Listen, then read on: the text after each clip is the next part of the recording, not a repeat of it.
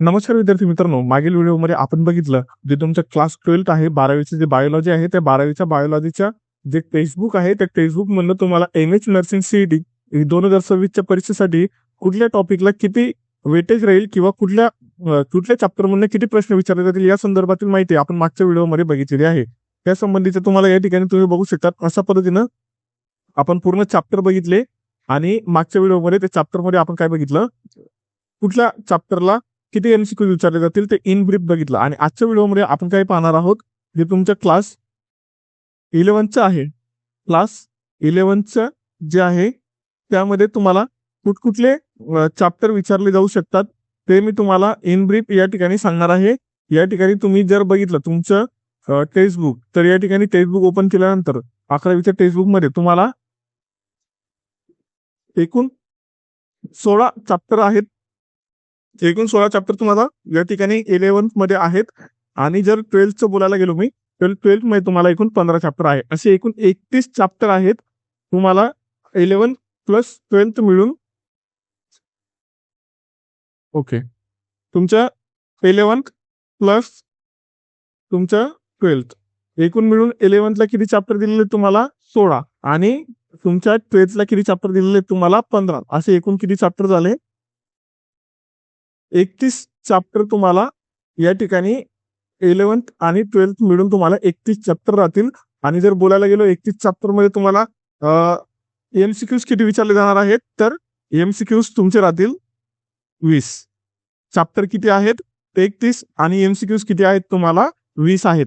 मग या ठिकाणी आता प्रश्न निर्माण होतो की सर 31 चॅप्टर त्याच्यापैकी म्हणजे 11 चॅप्टर असे राहतील ज्याच्यामधनं एकही एमसीक्यू विचारला जाणार नाही किंवा एमसीक्यू विचारला जाणार नाही. त्या हिशोबाने आपण काय करू, आज चॅप्टर वाईज वेटेज बघू, कुठल्या चॅप्टरला किती एमसीक्यूज विचारले जाण्याची शक्यता असते, एक्सपेक्टेशन्स असतात, आपण ते बघणार आहोत. कारण की खूप साऱ्या विद्यार्थ्यांना चॅप्टरला वेटेज देऊन अभ्यास करायचा असतो किंवा चॅप्टर म्हणजे ज्या चॅप्टरवरती जास्त प्रश्न विचारले जातात त्या चॅप्टरचे काही विद्यार्थी जास्त अभ्यास करत असतात, त्या चॅप्टरकडे जास्त फोकस करत असतात. त्या हिशोबाने तुमचा अभ्यास हा तुम्हाला सोपा व्हायला पाहिजे, सोपा जायला पाहिजे. म्हणून आपण काय करणार आहोत, त्या व्हिडिओमध्ये मी तुम्हाला इन ब्रीफ सांगणार आहे कुठल्या चॅप्टरला किती वेटेज द्यायचं आहे. सुरुवात करूया पहिल्या चॅप्टरनं, ज्याचं नाव आहे living word.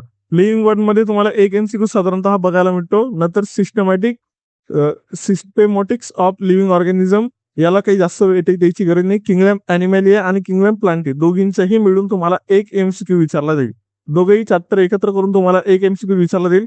Sale structure and organisation मध्ये तुम्हाला असा एमसीक्यू विचारला जातो, मोस्टली विचारला जाणारा एमसीक्यूज आहे power house of cell known as, तुम्हाला माहिती आहे उत्तर, मायटोकॉन्ड्रियाला पॉवर हाऊस ऑफ सेल असं म्हटलं जात असतं. किंवा मग तुम्हाला एखाद्या सेलच्या ऑर्गॅनलिस्ट जे असतात, जसं ह्युमन बिंगच्या बॉडीमध्ये जे अवयव असतात त्या अवयवाला ऑर्गन्स म्हणतात.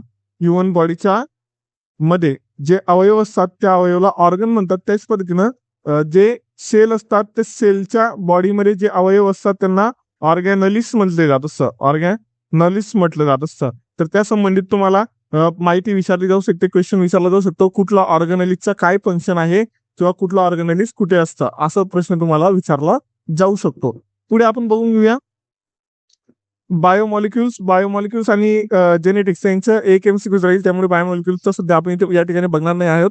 आणि सेल डिव्हिजन मध्ये तुम्हाला कुठलीही एक एमसीक्यू 1001% तुम्हाला सेल डिव्हिजन मध्ये 101% तुम्हाला एक एमसीक्यू सेल डिव्हिजन वरती राहील. या ठिकाणी तुम्हाला कुठलीही सेल डिव्हिजन बद्दल, कुठल्या सेल डिव्हिजन मध्ये काय होतं, किती सेल डिव्हिजनच्या टाईपमध्ये, कुठल्या टाईपमध्ये कशाचं विभाजन होतं, काय रिप्लिकेट होतं, काय जेनेटिकचं सिंथेसिस तरी होत असतं, कुठल्या पेजमध्ये होतं, असे प्रश्न तुम्हाला विचारले जातील. त्यामुळे तुम्हाला या ठिकाणी सेल डिव्हिजन अगदी बारीकाईने अभ्यास करायचा आहे. खूप सोपं चॅप्टर आहे.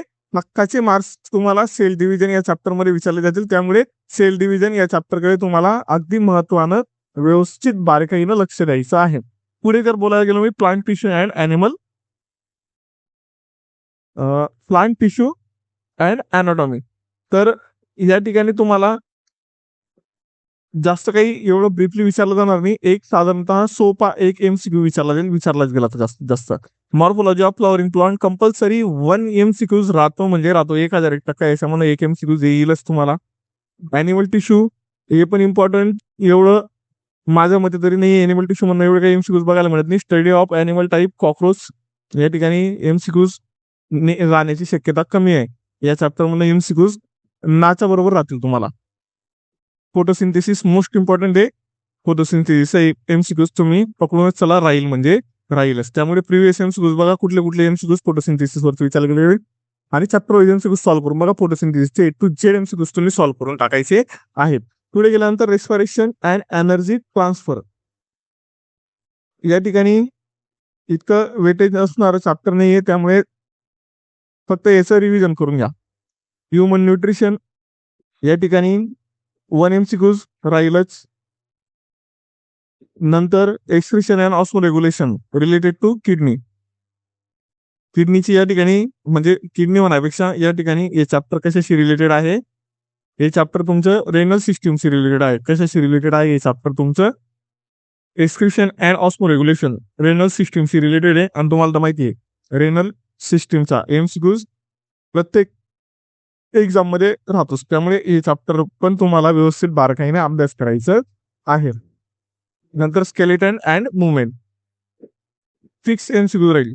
याच्यामध्ये तुम्हाला या दोघी चॅप्टर मध्ये एमसीक्यूज राहतील म्हणजे राहतील. अशा पद्धतीने तुम्हाला आज मी तुमचे जे चॅप्टर वाईज वेटेज आहे ते चॅप्टर वाईज वेटेज प्रत्येक एमसीक्यूला सांगितलेलं आहे.